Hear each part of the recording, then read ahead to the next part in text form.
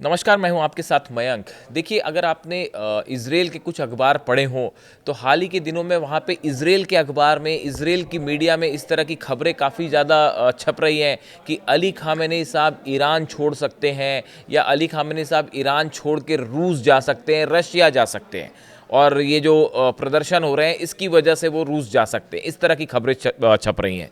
इसको लेकर मुझसे कई दर्शकों ने सवाल किए कि मयंक जी, आप इस पूरे मामले के बारे में क्या सोचते हैं और आप अपनी राय बताइए। मैं अपनी राय तो आपको बताऊंगा कि मैं क्या सोचता हूं, लेकिन पहले मैं ईरान का वर्जन बताता हूं कि ईरान ने इन खबरों को लेकर, जो कि खास तौर पर इजराइल के मीडिया में छाई हुई हैं, उसको लेकर ईरान ने क्या कहा है। ईरान ने इस तरह की खबरों का पूरी तरह से खंडन किया है। ईरान की तरफ से कहा गया है कि इस तरह की जो खबरें इजराइल की मीडिया से शुरुआत हुई, जिसकी ये पूरी तरह से बेबुनियाद है, इनका कोई बेसिस नहीं है, बेसलेस खबरें हैं और अली ख़ामेनी साहब ईरान में हैं और हमेशा रहेंगे। और ये इस तरह की खबर जानबूझ के फैलाई जा रही है। एक प्रोपोगेंडा है, ये फॉल्स प्रोपोगेंडा, जिसमें जो है वो ईरान को बदनाम करने की कोशिश है। अली ख़ामेनी साहब के खिलाफ जो है एक प्रकार का माहौल बनाने की कोशिश है। इस वजह से इजराइल की मीडिया ने इस तरह की खबरें फैलाई हैं और इजराइल की खुफिया एजेंसीज ने इस तरह की खबरें फैलाई। देखिए, जिस तरह से ईरान में प्रदर्शन हो रहे हैं, कई शहरों में प्रदर्शन हुए, लेकिन आप देखिए, ये जो गुस्सा था, मैं पहले भी ये बात बोल चुका हूँ, ये लोगों का जो गुस्सा है, ये वहाँ पे नौकरियाँ, रोजगार जो कम हुए उसको लेकर है, अर्थव्यवस्था को लेकर है। सत्ता परिवर्तन का गुस्सा नहीं है। ये बात मैंने पिछले वीडियो में भी कही थी और एक बार फिर मैं इसको दोहराता हूँ कि इस तरह का वहाँ पे जो है, आपने देखिए इतने सारे सैंक्शंस लगे ईरान के ऊपर। अमेरिका की तरफ से सैंक्शंस है, स्नैपबैक सैंक्शंस यूरोप की तरफ से, ऑयल बिजनेस रुका हुआ है। ऐसे में बड़ी स्वाभाविक सी बात है कि इन्फ्लेशन बढ़ेगा, अर्थव्यवस्था पर असर होगा, जिसके लिए लोगों का गुस्सा है और वो उसके खिलाफ प्रोटेस्ट कर रहे हैं। तो देखिए, लेकिन ये ऐसी स्थिति नहीं है कि जिसके लिए जो है वहां पे कोई सत्ता परिवर्तन की बात हो रही है, ऐसा कतई नहीं है। अब देखिए, मैं दो चीज़ें और कहना चाहता हूँ। ईरान का क्या पक्ष है वो मैंने आपको बताया। ईरान की तरफ से साफ कहा गया है कि ये जो खबरें हैं इजराइल की तरफ से फैलाई गई हैं, इजराइल की खुफिया एजेंसी और जो मीडिया है उनकी तरफ से जानबूझ के प्लांट की गई है खबरें अली ख़ामेनी साहब के खिलाफ। ये ईरान का कहना है। अच्छा, कई लोगों ने मुझसे पूछा कि भाई, आप इस पूरे मामले में क्या सोचते हैं। देखिए, मैं क्या सोचता हूँ मैं आपको बताता हूँ, लेकिन अभी हाल ही में ईरान में इमाम अली साहब का जन्मदिन मनाया गया, जिसे 13 रजब कहते हैं। मैं उस दिन सोच रहा था कि मैं अलग से वीडियो करूं इसको लेकर, लेकिन वेनेजुएला पर अटैक हो गया और वो पूरे जंगी हालात हो गए, इसलिए वो वीडियो मैं बना नहीं पाया। देखिए, जब 13 रजब बनाया गया ईरान में और जो अभी 3 जनवरी को गया, उस दिन जो तस्वीरें ईरान से आईं, पूरे ईरान में उस दिन जश्न मनाया गया, लोगों ने सेलिब्रेट किया। देखिए, लेकिन तस्वीरें कौन सी बाहर आ रही हैं? जो प्रदर्शन वाली हैं। फैलाई कौन सी तस्वीरें जा रही हैं? प्रदर्शन वाली। लेकिन 13 रजब को इमाम अली साहब का जब जन्मदिन मनाया गया, तो अली ख़ामेनी साहब जिंदाबाद के नारे भी लगे ईरान में। सैकड़ों लोग, हजारों लोग सड़कों पर थे, आतिशबाजी कर रहे थे, घरों को सजाया भी गया था। वो तस्वीरें किसी ने नहीं दिखाई, लेकिन हकीकत ये है कि हजारों लोग सड़कों पर थे और अली ख़ामेनी साहब के लिए अपना समर्थन दे रहे थे। और इतना ही नहीं, ये सिर्फ 13 रजब की तस्वीरें के बाद भी बहुत सारी तस्वीरें ऐसी सामने आ रही हैं जिसमें ईरान की जो सेना सड़कों पर है, लोग उसका स्वागत भी कर रहे हैं। इस तरह की भी तस्वीरें हैं। आप देखिए, अगर आप सर्च करें ईरान के मीडिया को, वेबसाइट्स को, तो आपको बड़ी सारी ऐसी तस्वीरें मिलेंगी जिसमें जो है वहाँ की जो सेना है, आईआरजीसी की जो सेना है, लोग उसका स्वागत भी कर रहे हैं। और उनके लिए जो जो सड़कों पे तैनात लोग हैं, सेना के जो अधिकारी हैं और सैनिक हैं, उनको खाना पानी देने का काम भी लोग कर रहे हैं। यानी देखिए, हर तस्वीर के दो पहलू होते हैं, किसी भी मुद्दे के दो पहलू होते हैं। असंतोष अपनी जगह है, वो अर्थव्यवस्था को लेकर है, लेकिन इसका मतलब ये नहीं कि वहाँ की सेना या ख़ामेनी साहब के लिए किसी तरह का कोई बहुत बड़ा गुस्सा है। इस तरह की बात बिल्कुल बेसलेस है। अब देखिए, कुछ लोगों ने मुझसे पूछा, आपको क्या लगता है ये अली ख़ामेनी साहब की रूस जाने वाली जो खबरें जिस तरह से इजराइल में और कई अखबारों में, मिडिल ईस्ट में आई, इसको लेकर आपकी क्या राय है। देखिए, मैं आपको याद दिलाना चाहता हूँ कि जब 12 दिन वाली जंग हुई थी, उस जंग के बीच में मैंने तो इस पर वीडियो भी बनाया था। 12 दिन की जब जंग हुई थी, उस दौरान तेहरान में F-35 बम बरसा रहे थे, मिसाइलें गिर रही थी, ड्रोन से अटैक हो रहे थे। इजराइल के रक्षा मंत्री और प्रधानमंत्री इस तरह की धमकियां दे रहे थे कि अगला निशाना जो है वो अली खामेनी साहब पे होगा।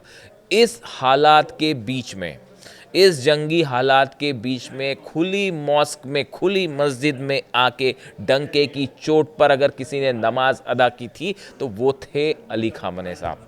और वो मौका था जिसने इस जंग की सूरत बदल दी। मैं पिछले वीडियो में भी बता चुका हूँ आपको कि वो मौका था जहाँ से जंग का रुख बदल गया, और उसके बाद फिर जो मिसाइलें पड़ी इजराइल के ऊपर वो सबने देखी। बड़े सारे लोग ये मानते हैं, एक्सपर्ट्स ये मानते हैं कि अली खामेनी साहब का उस खुली मॉस्क में आके नमाज अदा करना वो एक ऐसी घटना थी जिसने जंग का रुख मोड़ दिया। उसके बाद पूरे ईरान में ज़बरदस्त कॉन्फिडेंस देखा गया, IRGC में ज़बरदस्त हौसला देखा गया, और उसके बाद जो आप देखिए जो मिसाइलें बरसी इसराइल में आखिरी के 4-5 दिनों में क्या हुआ वो आपने देखा। तो जो शख्स F-35 जेट्स के बीच में और मिसाइलों के बीच में खुली मॉस्क में आके नमाज पढ़ सकते हैं, अली खामेनी साहब, वो कुछ लोग अगर सड़कों पे प्रदर्शन कर रहे हैं इकॉनमी को लेकर, तो उनके डर से वो ईरान छोड़ के रूस चले जाएंगे। ये बात किसी भी सूरत से कम मुझे तो हजम नहीं होती, अब किसी को होती होगी तो बात अलग है। लेकिन ऐसा लगता है कि ये जो ईरान का बार बार कहना है कि ये प्लांटेड खबर जानबूझ के शुरू की गई। देखिए, ईरान ने पहले भी ये बात कही थी कि जो ये प्रदर्शन हो रहा है इसको मोसाद की तरफ से, इजराइल की तरफ से फंड किया जा रहा है, अमेरिका की तरफ से जो है वो लोगों को भड़काने की कोशिश की जा रही है। इस तरह के आरोप ईरान ने लगाए बार बार, और कई ऐसे लोग पकड़े गए जो वहाँ पे इस आंदोलन को, जो पीसफुल प्रोटेस्ट था, इसको हिंसात्मक बनाने की कोशिश कर रहे थे। ऐसे कई लोग गिरफ्तार हुए हैं पिछले 4-5 दिनों के अंदर पूरे ईरान में। तो देखिए, जो मैं कहना चाह रहा था कि आप देखें जो 12 दिन की जंग हुई थी उस दौरान भी, चूँकि इमाम अली साहब की अभी बात हो रही है इसलिए मैं उसको थोड़ा सा वहाँ भी जोड़ना चाह रहा हूँ। जब 12 दिन की जंग हुई तब अली खामेनी साहब ने जंग की शुरुआत करते हुए एक संदेश दिया था। मुझे लगता है कि आप सबको अच्छे से वो याद होगा। उस समय भी मैंने वीडियो बनाया था और आज फिर मैं उसकी बात करना चाहता हूँ। उन्होंने क्या लिखा था उस पोस्ट में? उन्होंने लिखा था, महान हैदर के नाम पर लड़ाई शुरू होती है, अली अपनी जुल्फ़िकार के साथ खैबर लौटते हैं। ये उन्होंने सेंटेंस सोशल मीडिया पे पोस्ट किया और जंग का ऐलान कर दिया था। अब देखिए, 4 शब्दों का इस्तेमाल किया उन्होंने, हैदर, अली, जुल्फ़िकार और खैबर। अब ज़रा सा इनका भी जिक्र कर लें। अली शब्द का अर्थ जो है वो आप सब जानते ही हैं कि अरबी भाषा में शेर से उनको जोड़ के देखा जाता है, जो शक्ति, साहस और नेतृत्व और हौसले का प्रतीक है। ये जो अली शब्द ही है अपने आप में, ये जो है शेर, इनका अर्थ शेर होता है। और इमाम अली की अगर बात की जाए तो उनका पूरा व्यक्तित्व हिम्मत से, हौसले से, साहस से, नेतृत्व से, अकेले लड़ने की हिम्मत से जोड़ा जाता है, किसी भी सूरत में हार ना मानने के भाव से जोड़ा जाता है। अली खामेनी साहब ने जब उस जंग की शुरुआत की थी, ईरान अकेला लड़ रहा था, ना रूस मदद को था, ना चीन मदद को था, दुनिया की कोई देश ईरान की मदद नहीं कर रहा था। ऐसे सूरत में ईरान अकेले अपने दम पे लड़ रहा था और शुरुआत हुई थी हैदर के नाम पे। इसीलिए उन्होंने हैदर की अली शब्द का उन्होंने इस्तेमाल किया था। सुप्रीम लीडर का लड़ाई का ऐलान करते हुए हैदर शब्द का प्रयोग करना अली की विरासत को याद दिलाता है। उन्होंने हैदर शब्द का भी प्रयोग किया। सुप्रीम लीडर ने, अली खामेनी साहब ने जब इस लड़ाई का ऐलान किया तो उन्होंने हैदर शब्द का जो इस्तेमाल किया वो इमाम अली की विरासत को याद, उनकी इतिहास को उन्होंने याद दिलाया। और देखिए, जुल्फ़िकार की अगर बात करी जाए तो जुल्फ़िकार इमाम अली की वो दोधारी तलवार को कहा जाता है जो इस्लामी परंपरा में ईश्वरी न्याय, शक्ति और जीत का प्रतीक है। जो तीसरा शब्द था वो था जुल्फ़िकार। अब देखिए, जुल्फ़िकार तलवार अपने आप में हिम्मत, हौसले का और दुश्मनों को जवाब देने के लिए इस्तेमाल की जाती है। देखिए, मैं चौथे का भी जिक्र हो जाए, खैबर जो शब्द का इस्तेमाल उन्होंने क्यों किया?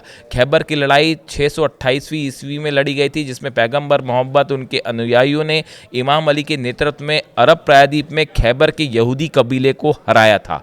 खैबर की लड़ाई एक खतरनाक और नुकसान पहुंचाने वाले दुश्मन पर जीत का प्रतीक है, इसीलिए उन्होंने खैबर का इस्तेमाल किया। उन्होंने हैदर का इस्तेमाल किया शब्द का, अली का इस्तेमाल किया, इमाम अली से जोड़ते हुए जुल्फ़िकार का इस्तेमाल किया था और खैबर का इस्तेमाल किया था। जो 12 दिन की जंग हुई थी और उसका नतीजा, उसके बाद उन्होंने खुद ये अनाउंसमेंट किया कि हमने जो है इस 12 दिन की जंग में इजराइल को हरा दिया है। देखिए, कहने का मतलब ये है कि जब ईरान में बम बरस रहे थे, F-35 जेट्स बम बरसा रहे थे, मिसाइल्स गिर रही थी, उस हमले के बीच में जो अली खामेनेई साहब चट्टान की तरह डटे रहे, ईरान के लिए लोगों का हौसला बढ़ाते रहे, वो हैदर के नाम पर टिके रहे, वो अली के नाम पर टिके रहे, वो खैबर के नाम पर टिके रहे, वो जुल्फ़िकार के नाम पर टिके रहे। और वो अली खामेनेई साहब आज एक प्रदर्शन के चलते ईरान छोड़ के रूस चले जाएं, ये बात तो संभव हो ही नहीं सकती। ये सिर्फ मेरी राय नहीं है, बहुत सारे लोगों का ये कहना है कि उस जंग के दौरान अली खामेनेई साहब ने जो हिम्मत और हौसला दिखाया, वो एक मिसाल है पूरी दुनिया के लिए, ना सिर्फ ईरान के लिए बल्कि पूरी दुनिया के लिए, कि अकेले अपने दम पर कैसे जंग जीती जाती है। वो अली खामेनेई साहब आज कुछ लोगों के प्रदर्शन से या कुछ लोगों के नाराज़ होने से वो अपनी सत्ता छोड़ के जो है वो ईरान छोड़ के, उस ईरान देश को छोड़ के जिससे वो बेइंतहा मोहब्बत करते हैं, उसे छोड़ के वो चले जाएं रूस, ये बात संभव हो ही नहीं सकती। अली खामेनेई साहब की जितनी आप स्पीच सुने, उस सब में ईरान के लिए प्यार झलकता है। वो हमेशा शुरुआत ही इस बात से होती है उनकी कि ईरान जो है वो हमेशा विकास करे, ईरान हमेशा आगे बढ़े, और अल्लाह जो है वो ईरान पर जो है वो हमेशा हौसला दे, साहस दे, ईरान को आगे बढ़ाए।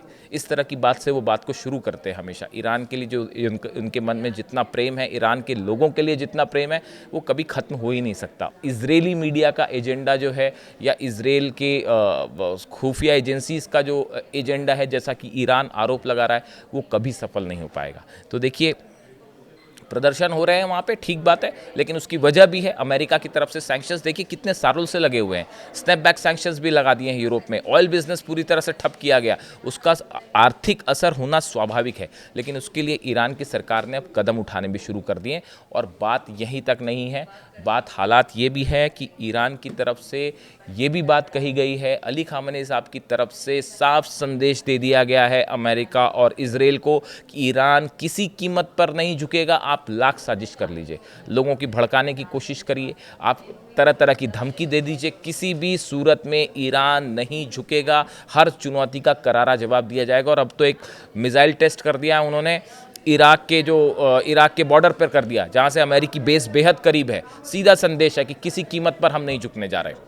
इन हालात में इस तरह की बातों का औचित्य मुझे तो नहीं समझ आता कि अली खामेनेई साहब जो हैं वो रशिया चले जाएंगे। इस सूरत में इस तरह की खबरों को लेकर ईरान की तरफ से बड़ी साफ बात कही गई है कि ये बेबुनियाद खबरें हैं इस तरह की, कि अली खामेनेई साहब सत्ता छोड़ के जा सकते हैं या ईरान में कोई बहुत बड़ा सत्ता परिवर्तन हो रहा है।